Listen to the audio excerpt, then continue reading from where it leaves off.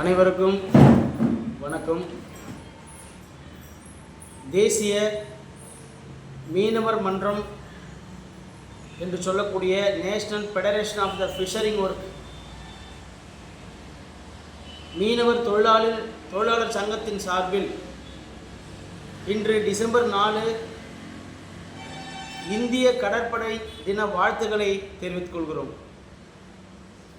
இன்றைக்கு கொடுக்கக்கூடிய பத்திரிகை குறிப்பில் இந்திய அரசும் இந்திய கடற்படையும் இலங்கை அரசு சிங்கள இராணுவப்படை தாக்குதலில் இருந்து தமிழக மீனவர்களை பாதுகாத்திட வலியுறுத்தி இந்தியாவின் கடலோர மாநிலங்கள் குஜராத், மகாராஷ்டிரா, ஒடிசா, கோவா, கர்நாடகா, கேரளா, தமிழ்நாடு, ஆந்திர பிரதேசம்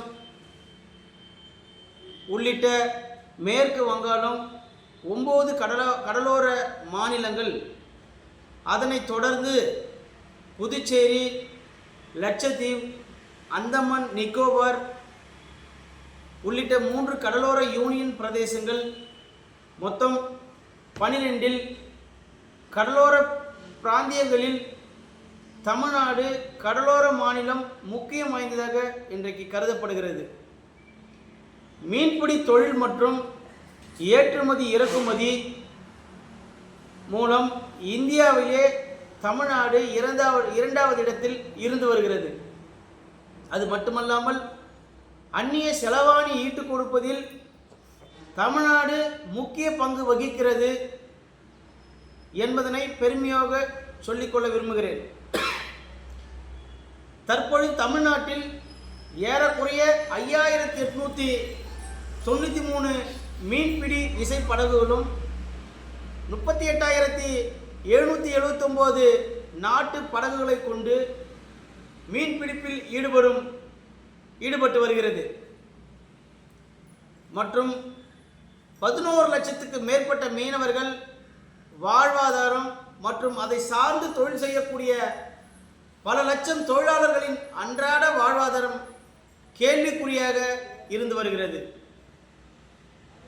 இதற்கு காரணம் இலங்கை அரசு சிங்கள கடற்படையினால் தமிழக மீனவர்கள் எல்லை தாண்டி மீன் பிடிக்கக்கூடாது, மீன் பிடித்ததாக கூறி கடந்த 40 ஆண்டுகளில், அதாவது 1983க்கு பின்பு 542 பேர் இலங்கை அரசு கடற்படை ரோந்து கப்பல் மூலமாகவும் இலங்கை கடற்படையினால் சுட்டுக் கொல்லப்பட்டனர். இதில் 1000க்கு மேற்பட்டோர் காயமடைந்துள்ளனர்.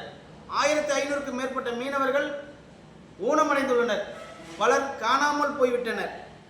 இவர்களின் மனைவிமார்கள் தங்கள் கழுத்தில் அணிந்துள்ள தாலியை கூட போட முடியாமல், கழித்து வைக்க முடியாமல் மன உளைச்சலுக்கு ஆளாகப்பட்டு எனது சகோதரிகள் அவல நிலையில் தள்ளப்பட்டிருக்கிறார்.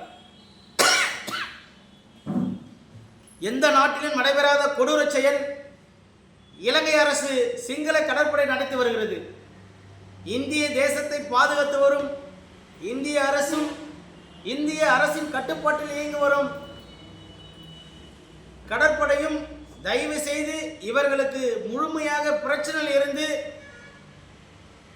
வெளிவருவதற்கும் அவர்களுக்கு முழு ஆதரவு ஒத்துழைப்பும் தர வேண்டும் என்று இந்த நாளில் கேட்டுக்கொள்ளப்படுகிறோம்.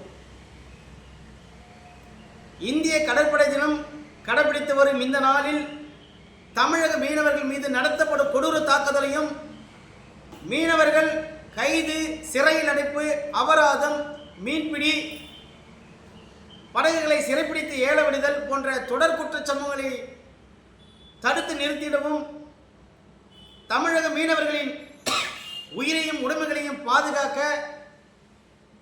பாஜக தலைமையிலான மத்திய அரசு ஐயா நரேந்திர மோடிஜி அவர்களை உண்மையான உறுதியான நடவடிக்கை உதவிட வேண்டும் என்று தேசிய மீனவர் மன்றத்தின் மூலம் மீனவர் தொழிலாளர் சங்கத்தின் சார்பில் மத்திய அரசை வலியுறுத்தி இன்றைக்கு பத்திரிகை செய்தியில் குறிப்பிட்டிருக்கின்றோம். நன்றி, வணக்கம்.